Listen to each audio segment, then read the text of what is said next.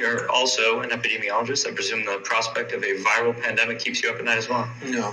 No? No. All right, well, that's our show. No, mankind has been at war with the virus from the start. Sometimes millions of people die, as in an actual war, but in the end, we always win.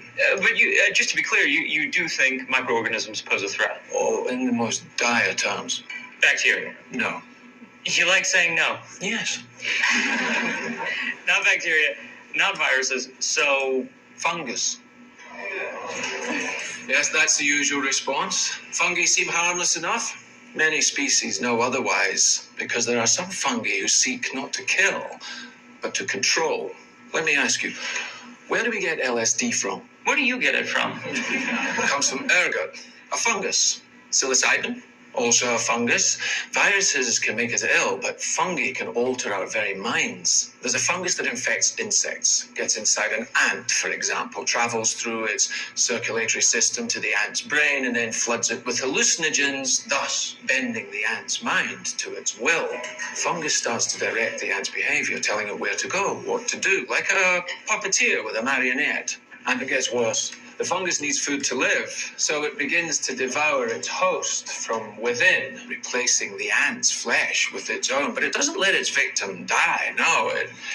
It keeps its puppet alive by preventing decomposition. How? Where do we get penicillin from? Fungus. Oh. Dr. Schoenheiser, you're in distress. Fungal infection of this kind is real, but not in humans. True, fungi cannot survive if its host's internal temperature is over 94 degrees. And currently there are no reasons for fungi to evolve to be able to withstand higher temperatures. But what if that were to change? What if, for instance, the world were to get slightly warmer? Well, now, there is reason to evolve.